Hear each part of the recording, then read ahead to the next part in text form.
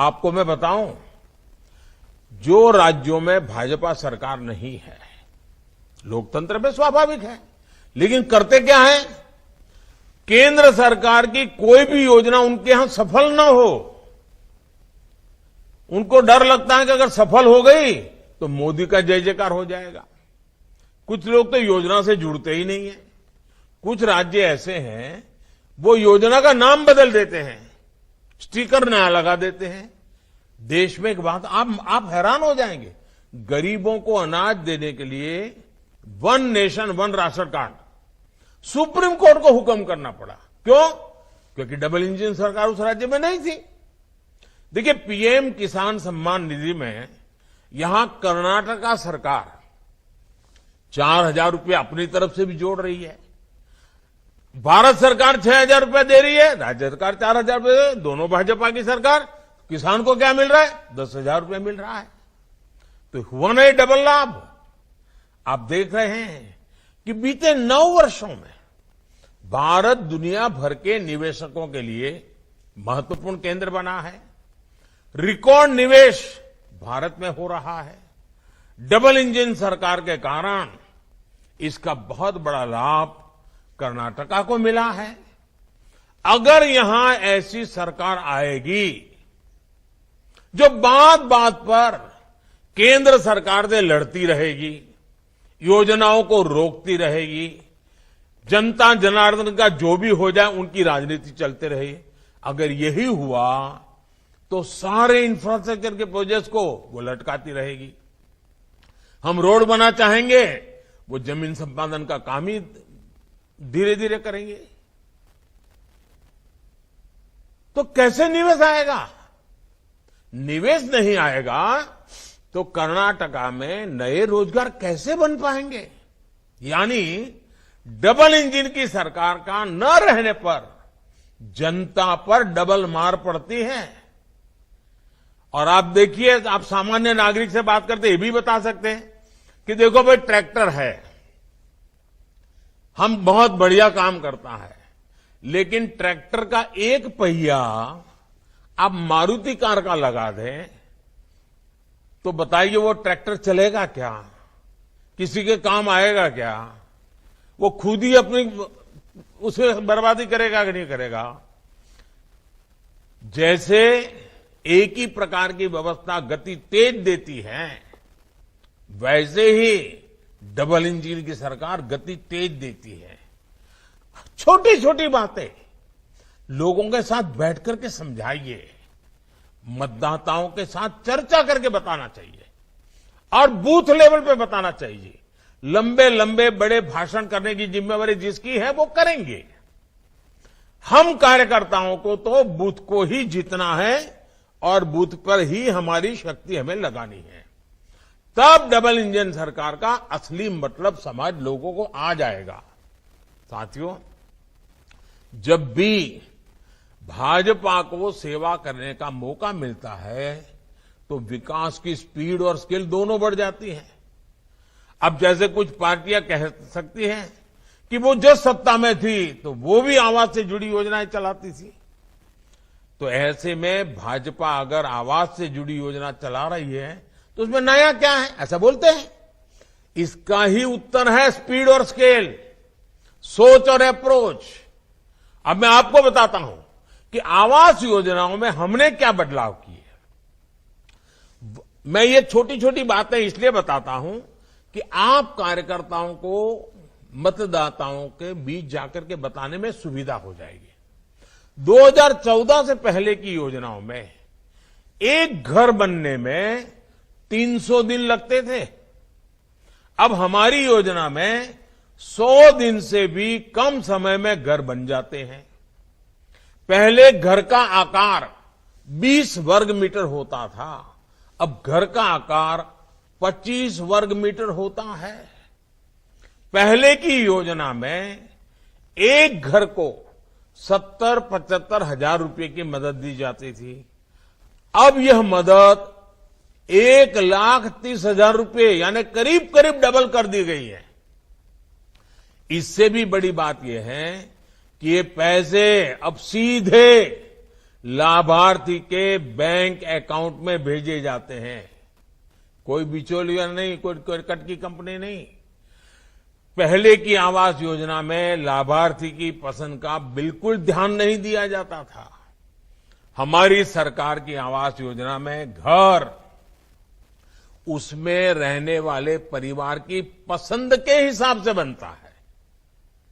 पहले की आवास योजना में 4 दीवारें खड़ी करके घर देने का दावा किया जाता था। आज घर, बिजली, नल से जल, टॉयलेट, एलपीजी कनेक्शन जैसी अनेक योजनाओं को साथ साथ दिया जाता है। मैं आपको स्पीड और स्केल का एक और उदाहरण देता हूं। देश में देखिए हेल्थ कितना महत्वपूर्ण विषय है, आरोग्य कितना महत्वपूर्ण है, लेकिन कैसे हाल रहा। देश में पहला एम्स 1956 में शुरू हुआ। कांग्रेस ने उसका भरपूर श्रेय लिया, ढोल बजाते रहे बस। लेकिन दूसरा एम्स कब शुरू हुआ? पहला तो 56 में बना, दूसरा कब शुरू हुआ? इसके बारे में कांग्रेस कुछ नहीं बोलती है, मुंह पे ताला लग जाता है। आपको जानकर के हैरानी होगी, दूसरा एम्स बनने में करीब करीब 50-60 साल लग गए। वर्ष 2003 में जब अटल जी की सरकार आई तो उन्होंने और ज्यादा एम्स बनाने के बारे में योजना बनाई। ये योजना स्वास्थ्य सेवाओं और मेडिकल शिक्षा में क्षेत्रीय असंतुलन को दूर करने के लिए बनाई। इस योजना को भी यूपीए सरकार ने ठंडे बस्ते में डाल दिया। बहुत ज्यादा मांग बढ़ने और देश की जनता की मांग करने पर आधे अधूरे मन से काम किया गया। किसी तरह 2014 तक देश में एम्स की संख्या बढ़कर के 7 पहुंची। याद रखो, यानी 60 साल में एम्स की संख्या 1 से बढ़कर 7 हुई। लेकिन अगले 9 वर्षों में जब हम आए तो हमने देश में एम्स की संख्या को 3 गुना बढ़ा दिया। अब बताइए, डबल इंजन सरकार की ताकत है कि नहीं है? अब देश में 7 नहीं 20 एम्स है, 20। इसके साथ ही देश में 3 नए एम्स पर तेजी से काम भी चल रहा है। यही हाल देश में मेडिकल कॉलेजों का भी था। आजादी से लेकर 2014 तक देश में मेडिकल कॉलेजों की संख्या 380 थी, 400 से भी कम। हमें आने के बाद पिछले 9 साल में देश में मेडिकल कॉलेजों की संख्या 600 से भी ज्यादा हो चुकी है।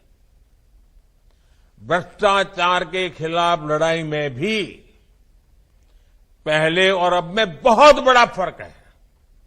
कांग्रेस ने भ्रष्टाचार मिटाने में कोई रुचि नहीं दिखाई, क्योंकि वो खुद ही भ्रष्टाचार का सबसे बड़ा स्रोत रही है। वर्ष 2014 के बाद करप्शन से लड़ाई में कितना तेजी आई है, ये पूरा देश देख रहा है। जनधन, आधार और मोबाइल का जो त्रिशूल है ना, इस त्रिशूल ने भ्रष्टाचार पर बहुत बड़ा वार किया है। डायरेक्ट बेनिफिट ट्रांसफर ने देश के 2,75,000 करोड़ रुपए, याद रखिए, 2.25 लाख करोड़ रुपए जो चोरी होते थे, गलत हाथों में चले जाते थे, भ्रष्टाचार होता था, वो पैसे बचा लिए गए, जो आज गरीबों के, देश के युवाओं के काम आ रहे हैं। ये जनता के वो पैसे हैं जो बिचौलियों की जेब में चला जाया करते थे। हमने गवर्नेंस के हर क्षेत्र में स्केल, स्पीड, सोच और अप्रोच में आमूलचूल बदलाव किया है। आइए अब देखते हैं, 2 साथियों से बात हुई, अब तीसरा सवाल लेते हैं। सवाल मुझे चंद्रशेखर जी का है और चंद्रशेखर जी विजयनगर से हैं। उनका सवाल है कि आपने, ये मुझे पूछ रहे हैं, आपने हमेशा से कहा कि कर्नाटका रामदूत हनुमान की नगरी है और संस्कृति से भरे प्रदेश का देश है और विकास, देश के विकास में ये बहुत बड़ा योगदान देने वाला प्रदेश है। कर्नाटका की सॉफ्ट पावर में आप कितनी संभावनाएं देखते हैं? अगर मुझे एक वाक्य में कहना है चंद्रशेखर जी, तो मैं यही कहूंगा, मैं बहुत ही संभावनाएं देखता हूं। और इस अर्थ में आपका सवाल भी बहुत महत्वपूर्ण लगता है। देखिए, भाषा, संस्कृति, साहित्य और इतिहास की गौरवशाली धरोहरों में कर्नाटका बहुत समृद्ध है। आप वहां रहने वालों का ध्यान जितना जाता होगा, हम बाहर से जब आते हैं ना, हम तो अभिभूत हो जाते हैं। कर्नाटका की दो बातें मुझे हमेशा से अपनी ओर खींचती हैं। आध्यात्मिकता में कर्नाटका कोई मुकाबला नहीं, और यहां पर आध्यात्मिकता लोगों को एक साथ लाकर सामाजिक जागरूकता की तरफ जाने को प्रेरित करती है। यहां अध्यात्म और सामाजिक उत्थान दोनों साथ साथ चलते हैं। चाहे वो कनकदास जी की भक्ति हो या फिर शिव शरण के वचन हो, कर्नाटका के लोग भक्ति की शक्ति का उपयोग समाज के निर्माण में लगाते हैं, भविष्य के निर्माण में लगाते हैं। दूसरी बात यह कि कर्नाटका के लोग समय के साथ और कई बार तो समय से भी आगे चलते हैं। आधुनिकता के साथ चलकर भी कर्नाटका के लोग अपने साहित्य, अपनी भाषा से जुड़े रहते हैं। यहां के युवा कोडिंग भी करते हैं और कुवेम्पू जी की कविता भी पढ़ते सुनते हैं। आज भी कर्नाटका के युवाओं में कन्नड़ा साहित्य पढ़ने की संस्कृति जीवित है। कर्नाटका अपने गौरवशाली अतीत के प्रति सजग है और कर्नाटका देश के भविष्य को गढ़ने में पूरी तरह जुटा हुआ है। मेरा और कर्नाटका का नाता भी पुराना है। कर्नाटका के लोगों के स्नेह को मैं दशकों से महसूस कर रहा हूं। मुझे दशकों से आशीर्वाद मिलते रहे।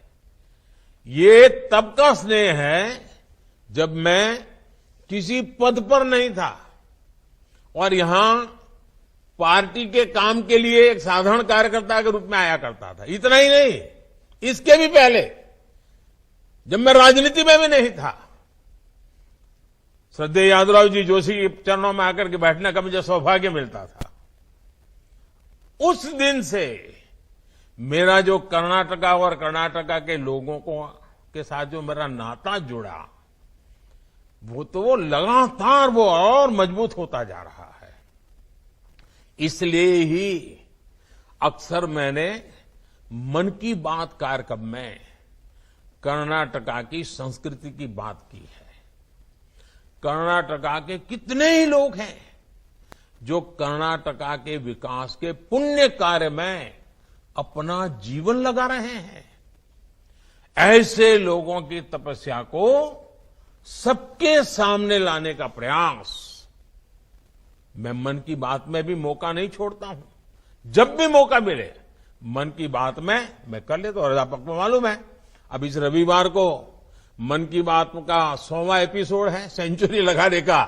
वो आपके आशीर्वाद से संभव है, देशवासियों के आशीर्वाद से संभव है, और मैं तो इसके लिए देशवासियों को बधाई देता हूं। साथियों, आज भारत अपनी विरासत पर गौरव के साथ ही अपनी संस्कृति, अपनी आस्था, अपने इतिहास से जुड़े प्रसिद्ध स्थानों को आधुनिक अवतार के सामने ला रहा है। इसमें कर्नाटका की सॉफ्ट पावर की भी उतनी ही बड़ी भूमिका है।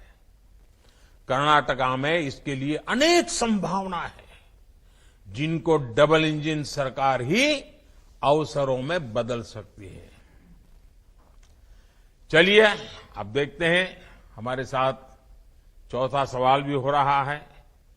ये अरुण सेठ जी का सवाल है और वो दक्षिण कन्नड़ा से हैं। उनका सवाल है कि कांग्रेस ने हर जगह मुफ्त रेवड़ियों का वादा किया है। मुफ्त की रेवड़ियों की राजनीति पर आपके क्या विचार, हमारा मार्गदर्शन करिए। एक तो मुझे अच्छा लगा कि हमारे कन्नड़ा भाषी भी लोग और छेक दक्षिण कन्नड़ा में भी रेवड़ी शब्द समझ आ गया है। देखिए, हमारे देश में कुछ राजनीतिक दलों ने राजनीति को सिर्फ सत्ता और भ्रष्टाचार का साधन बना दिया। इसको हासिल करने के लिए वो साम दाम दंड भेद हर तरह का तरीका अपना रहे हैं। इन राजनीतिक दलों को देश के भविष्य की, आने वाली पीढ़ियों की, मेरे कर्नाटका के बच्चों की, मेरे कर्नाटका के नौजवानों की, मेरे कर्नाटका की नौजवान बेटियों की, उनको कोई चिंता नहीं है। मुफ्त की रेवड़ी की राजनीति की वजह से कई राज्य इतना बेतहासा खर्च अपनी दलगत राजनीति की भलाई के लिए कर रहे हैं, राज्य कर्ज में डूबते चले जा रहे हैं और आने वाली पीढ़ियों का भी वो खा जा रहे हैं। देश ऐसे नहीं चलता, सरकार ऐसे नहीं चलती। सरकार को पीढ़ियों बनाने का लिए भी काम करना होता है। सरकार को वर्तमान के साथ साथ भविष्य का भी सोचना पड़ता है। सरकार सिर्फ सुबह शाम रोजमर्रा की रोजी रोटी कमाने वाली जिंदगी पर नहीं चल सकती, बल्कि उसको एसेट क्रिएशन पर काम करना पड़ता है, संपदा बनानी पड़ती है, ताकि दशकों दशक तक देश के हर परिवार का जीवन ठीक से चलता रहे। इसलिए बीजेपी शॉर्टकट नहीं, बल्कि विकसित भारत के निर्माण के लिए काम कर रही है। और आप कभी रेलवे स्टेशन पर गए होंगे तो देखते होंगे, कुछ लोग एक प्लेटफॉर्म से दूसरे प्लेटफॉर्म पर जाना है तो ऊपर का वो ब्रिज छोटा सा चढ़ करके जाते हैं, और कुछ लोग जल्दी में नीचे ही कूद करके पटरी क्रॉस करके भागने की कोशिश करते। वहां लिखा होता है, shortcut will cut you short. ये सब जगह पे लागू होता है। साथियों, बीजेपी सिर्फ 5 साल के नहीं, सिर्फ हमारी सत्ता के लिए नहीं, बल्कि हम देश के लिए सोचते हैं। हम दल के लिए नहीं, देश के लिए सोचते हैं। हम सिर्फ हमारी आज की चुनाव की राजनीति के लिए नहीं, हम 25 साल में भारत को कहां ले जाएंगे, इस सपनों को साकार करने के लिए काम कर रहे हैं। हां, कुछ तात्कालिक चुनौतियों से निपटने के लिए देश के गरीब परिवारों को हर संभव सहायता दी जा रही है, वो सरकार का दायित्व है। अब कोरोना वैक्सीन के समय हमें जरूरत लगी तो हमने मुफ्त वैक्सीन दिया देश को, क्योंकि जिंदगी बचानी थी, और वो आज मेरे देश को आगे बढ़ाने में काम कर रहे हैं। मुफ्त राशन देने की जरूरत पड़ी, देना था, दिया, क्योंकि देश में कोई व्यक्ति भूखा नहीं रहना चाहिए। लेकिन देश को आगे बढ़ाना है तो हमें ये रेवड़ी कल्चर से मुक्त होना ही पड़ता है। बीजेपी सरकार आज पूरे देश में आधुनिक फिजिकल, डिजिटल और सोशल इंफ्रास्ट्रक्चर पर अभूतपूर्व निवेश कर रही है। यही आज की पीढ़ी के साथ साथ भविष्य की पीढ़ियों को भी काम आने वाला है। अब देखिए, road, rail, airport, port, solar park, गरीबों के घर, पानी की लाइनें, gas pipeline, medical college, AIIMS, IIT, triple IT, IIM, ऐसी संपदा बनाने पर हमारा फोकस है। अब आज से 25 साल पहले अगर मेडिकल कॉलेज बनाई होती तो आज देश के पास लाखों डॉक्टर होते। हमें डॉक्टरों की कमी नहीं होती। नर्सिस की कितनी कमी है। अगर आज से 20, 25, 30 साल पहले आवश्यकता के अनुसार नर्सिस की कॉलेज बन गई होती तो आज देश में बच्चियों को अपना भविष्य बनाने के लिए कितना काम आता था। लेकिन उन्होंने उस समय की राजनीति की, भविष्य का सोचा नहीं। अब आज हम कितना ही दौड़ लगाएं, लेकिन जो 25 साल बर्बाद हो गए वो तो हो गए। और इसलिए मेरी नौजवानों से खास विनती है कि जो रेवड़ी बांटने वाले आपको मूर्ख बनाने की कोशिश करते हैं ना, आप अपने उज्जवल भविष्य, अपने संतानों के भविष्य के लिए सोचिए। और मैं पक्का कहता हूं, जिस दिशा में हम चल रहे हैं, जिन मजबूती पर चल रहे हैं, इसका लाभ कर्नाटक को भी मिल रहा है। अब फॉरेन डायरेक्ट इन्वेस्टमेंट की बात करें, एफडीआई की, और मेरी तो एफडीआई की दूसरी भी व्याख्या है। एफडीआई की एक पॉपुलर व्याख्या है फॉरेन डायरेक्ट इन्वेस्टमेंट, और मेरी एक और व्याख्या है first develop India, FDI, first develop India. अब देखिए, कांग्रेस के शासनकाल में एफडीआई का क्या हाल आता है। 1 लाख करोड़ रुपए का निवेश आया, जबकि बीजेपी के 4 साल में 4 लाख करोड़ रुपए से ज्यादा निवेश आया है। कांग्रेस की झूठ की रेवड़ियों का पर्दाफाश करने के लिए आपको कांग्रेस शासित दूसरे राज्यों की सच्चाई भी लोगों को बतानी होगी। और आपको ये सारा नेट पर देखोगे तो मिल जाएगा, आंकड़ों के साथ मिल जाएगा। हिमाचल के लोग, अभी अभी चुनाव हुआ है ना, 1 साल हो गया, हिमाचल के लोग आज तक कांग्रेस की गारंटी पूरी होने का इंतजार कर रहे हैं। वादे किया कुछ नहीं।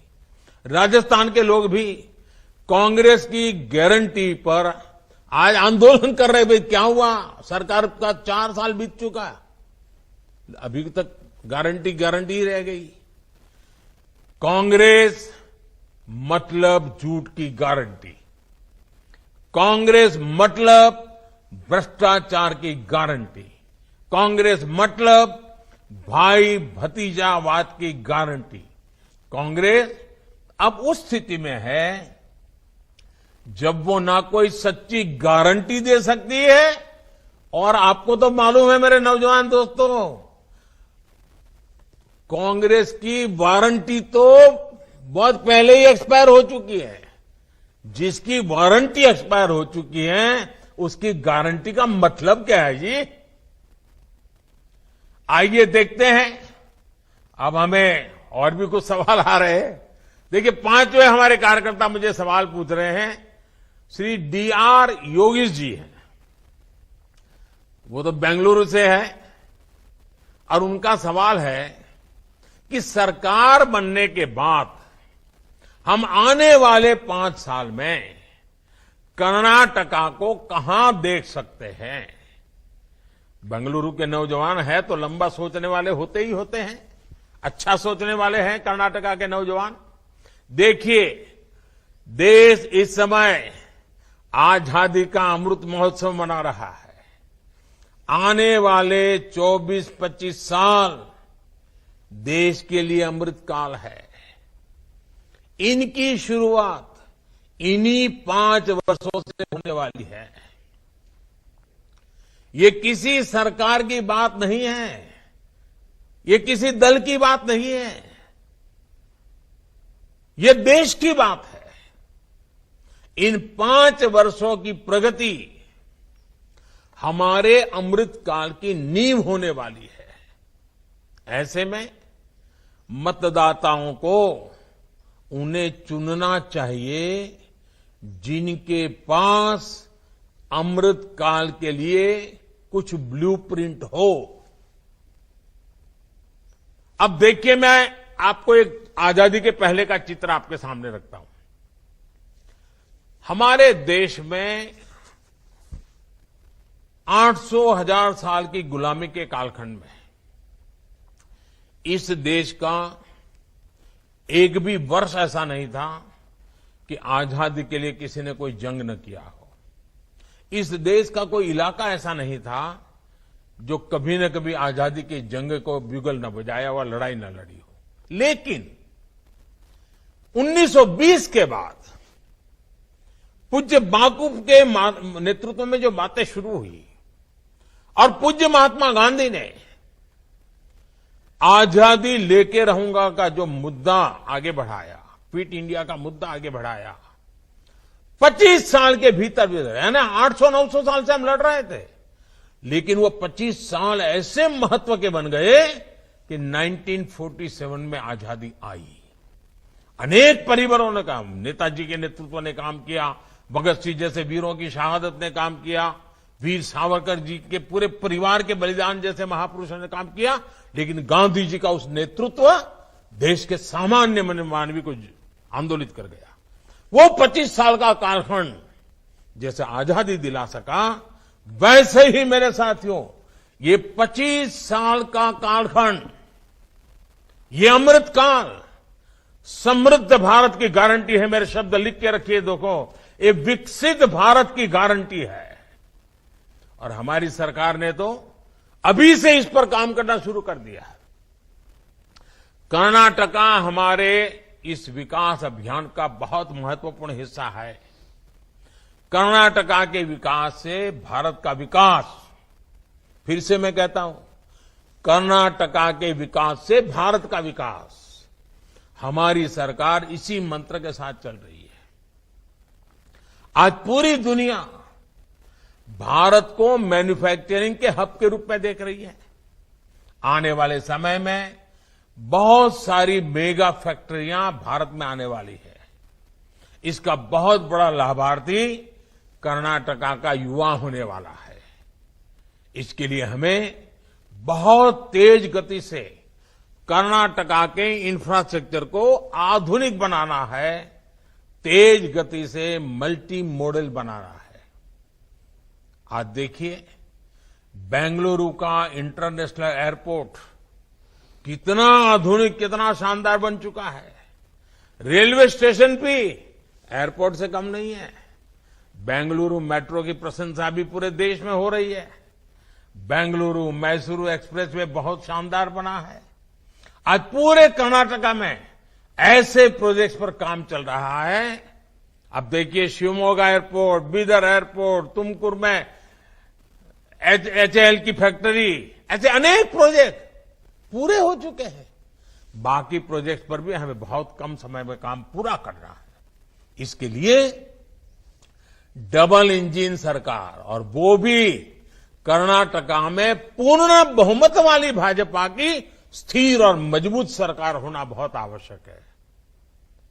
हम अगले 5 साल में ऐसा कर्नाटका बनाने वाले हैं जहां मेरे गांव का सामर्थ्य, मेरे किसानों का सामर्थ्य, मेरी माताओं बहनों का सामर्थ्य, मेरे नौजवानों का सामर्थ्य, मेरे दलित भाई बहनों का सामर्थ्य, मेरे आदिवासी भाई बहनों का सामर्थ्य, ये शक्ति, ये सामर्थ्यवान बने, सशक्त बने, समर्थ हो, संवेदनशील हो, और हम सब मिलकर के, दिल्ली की सरकार हो या कर्नाटका की सरकार, मैं हूं या आप हो, कर्नाटका का विकास, देश का विकास, देश को गति देने के लिए कर्नाटका विकास, हमें पूरी सक्षमता के साथ आगे बढ़ना है, विश्वास के साथ आगे बढ़ना है। साथियों, इन्हीं वजह से आज कर्नाटका की जनता बीजेपी की पूर्ण बहुमत की स्थिर और मजबूत सरकार बनाने के तैयार है।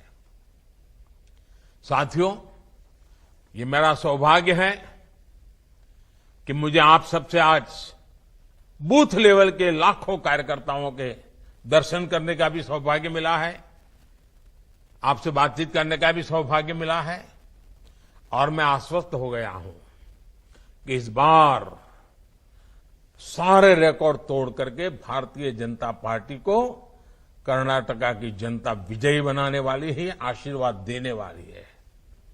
लेकिन साथियों, जनता के आशीर्वाद उसको हमें पोलिंग बूथ तक पहुंचाना पड़ता है।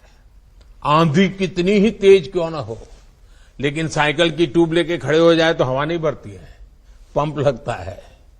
वैसे ही आंधी है, आशीर्वाद का प्रवाह है, लेकिन पोलिंग बूथ तक ले जाने के लिए कार्यकर्ता डटे रहना चाहिए, बूथ कमेटी डटी रहनी चाहिए, बूथ की शक्ति लगनी चाहिए। और आप देखिए, बूथ विजय निश्चित हो जाएगा।